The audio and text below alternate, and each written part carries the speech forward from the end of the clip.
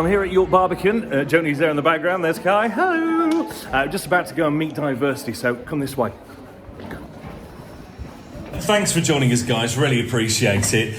I overheard the fact that how long has this show actually been in the making? I mean, we've been trying to get to the stage for at least a couple of years. It's been pushed back and cancelled because of obvious reasons, but we're finally here. And honestly, it feels incredible to be back. Tell us all about the show. What's it about? I mean, this is a question. This is a question for Ash. I'm literally went, whoa! Don't ask me that. Ask Ashley Banjo. Ash, sell it, Ash. You tried to do it dramatically, but you still just passed it off. Yeah, I did. Do you know what? It is something that's hard to explain without seeing. But in a nutshell, I ask a lot of questions of people and try to answer them in my own way about how we're all connected. So we start the show in a way where I say how many of us use the internet, and as you can imagine, the whole auditorium puts their hands up, and then you say, and how many of you actually know what it is? And you got me there. And it's really, and then it's sort of like, okay, and then we just start to dig into how incredible it is, the way we're all connected. And there's even one scene in the show where we explain a phone to somebody from 200 years ago, and we do it through spoken word. And if you actually think about how incredible our phones are and how much we rely on them on a daily basis, and you actually take a step back, it's mind-blowing. So we sort of just dip into the world of connectivity, and we ask questions, some superficial and some a lot deeper actually. And by the end it sort of culminates in this idea that we are connected on this deeper level, and as humans maybe we could do a little bit better with some of the rubbish we do in the world. Do you know what I mean? Absolutely, couldn't agree more. Is there a slot with Tim Berners-Lee in there at all? Tim Berners-Lee? Who's Tim Berners-Lee? He created the internet. Oh no! Listen, but Tim Berners-Lee, he didn't create the internet. Okay, that's good. So the internet was created in like a series of stages. So you had like the code, and you had the first email, and you had all these different parts. But Tim Berners-Lee takes credit. But actually, Tim Berners-Lee didn't actually do the whole internet creation. Oh, you two. Break it up. Well, you wanted Tim Berners-Lee. All right. Yeah, no. Okay. All right. Who sent the first email? Who sent the first email? Oh my God. Easy. Justin Bieber. But whereas the guy who sent the first email, wasn't he from the UK? Was he a British guy? No, it was a woman. Sorry, Harry Styles. No, Harry Styles. Was it a woman? Yeah. Oh my God. Apparently, it was the Queen that sent the first one. No. Yeah. Talking about connectivity, Really? the first person to send a text message apparently was Ernie Wise of Morecambe and Wise. Morecambe and Wise, yeah. Did you guys not know that? You lot talking rubbish. You're talking absolute nonsense. Me and Chris were literally there. I was like, put an emoji on the end. Do the emoji. And he wasn't going to do the emoji, and he did. It was weird. It was so weird. You had to be there, really. Right, 2009, all the way back. BGT's got brand new series starting very soon indeed. What has the roller coaster ride been like for you? I think that's the perfect way to describe it. It has been quite the roller coaster. I think when we first won 13 years ago, I was personally quite the cynical 16-year-old. My words were, listen lads, make hay while the sun shines. I never thought 13 years later we'd be here on a nearly 80-day tour, performing all around the country still. And there's been loads of ups and downs from other tours where you're selling out arenas for the first time to moments like a couple of years ago with the whole Black Lives Matter performance, to me and Perry presenting and doing things, to Ash being judges and doing everything on every TV show and overachieving and making me look bad and getting an MBE and stuff. No, I don't care. But it's been a crazy roller coaster of loads of really high highs and some things that haven't been so good. But yeah, man, it's been awesome. Loving it. Pez, just send yourself right back to when you first joined, when you walked through the doors to the practice room, when you were all there.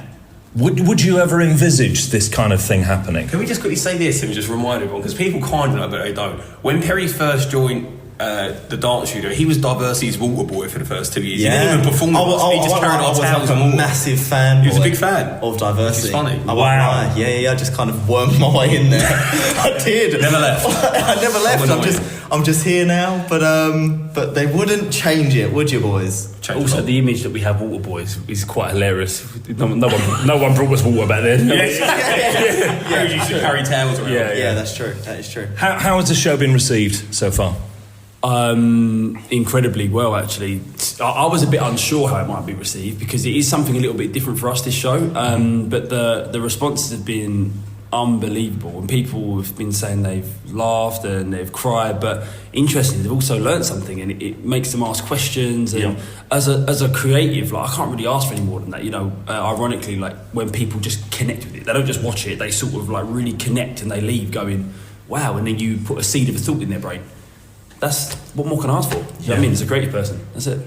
So how did you get into dancing? I mean, obviously you said you're the water boy to begin with, and you were a fan. Why were you a fan? Personally, I see because these boys were already dancing. You guys were performing in a shopping centre that I just happened to be walking through one day with my mum. Shoplifting. Shoplifting with my mum. Mum, I'm getting Jaffa Cakes, quick. I'm getting Jaffa Cakes. Wasn't stealing, guys. Don't send me to jail. Please. Please. I don't want to go to jail. Why did he actually had it? He went like, that's my past. That's my past. No, but that's where it started for me, I was just walking past, had no idea that I even had any interest in dance whatsoever, but see the boys one day and thought, that's it, that's what I want to do. And now look where we are, it's crazy. Phenomenal, really is. And I was speaking to the guys here earlier on, I first went to go and see a dance show about 10 years ago. Never been to a dance show whatsoever. And I went with no high expectations whatsoever, thinking, I'm going to be bored. Really, I'm going to be bored watching this, but I'll show my support. Halfway through, I was in tears. Wow. And absolutely amazed myself how emotionally connected you could be to dance. I just thought music can do that, but oh my gosh, I was so wrong. That dance is physical, it's sight, it's emotion, it's music, it's everything. Is that possibly the reasons why you do dance? Is that the reasons why you continue to dance as well? Weird, I was waiting for the bombshell you said, and that was one of your first tours, but you didn't. I was really waiting for that. I was like, he's going to say it in a second. That would have been a great way to bring it round. Wicked. He didn't work his way there. He was like, you guys, that it's someone else. Someone else's show. Cheers, Chris. Cheers, mate. We need to talk about connecting. Someone else's show made you cry. All right. But it is absolutely one of the reasons why. And one of the things about dancing is that unlike the other arts like acting or singing, it's got a sort of different timestamp on it, because our bodies can only move in such a way for so long. So you have to sort of change the way you dance and how you express. And I think dance as a sort of standalone thing is just really interesting. I think it can really move you in ways that sometimes other arts can't. But people think it's almost not as deep, but sometimes I think it can be more raw and more pure. It's just, I think it's incredible dance. I really do. I couldn't agree more. I really couldn't. Listen, thank you so much indeed for your time today. Really do appreciate it. I wish you the very best of luck, because we've got, 79 shows, so just under 80.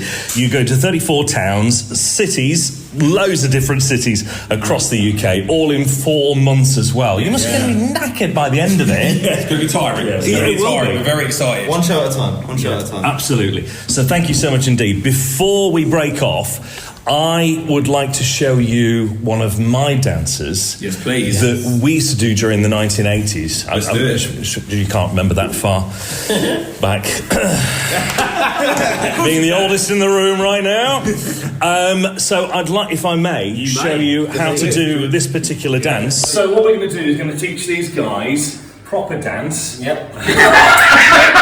Of the 1980s. All right, now everyone can pick this really, really easy, okay? So, here we go. So follow me, okay? Yes, it's called the birdie dance. It goes a little bit of this, and a little bit of that, and shake your bum, and then as you rise, you have to clap, clap, clap, clap. Okay, so it goes...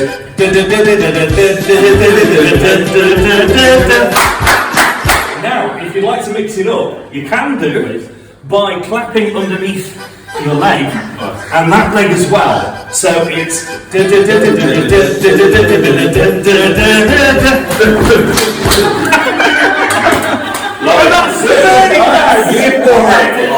right, bring out the Greek one of you. Let's do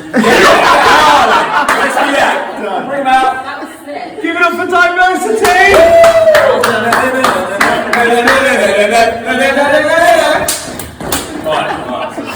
That was fabulous. Really, really nice guys. So down to earth as well, and up for the challenge as well. I can teach them a thing or two. Call it dancing? You do actually, you call that dancing. Anyway, thanks for watching, and we'll catch you again in a bit.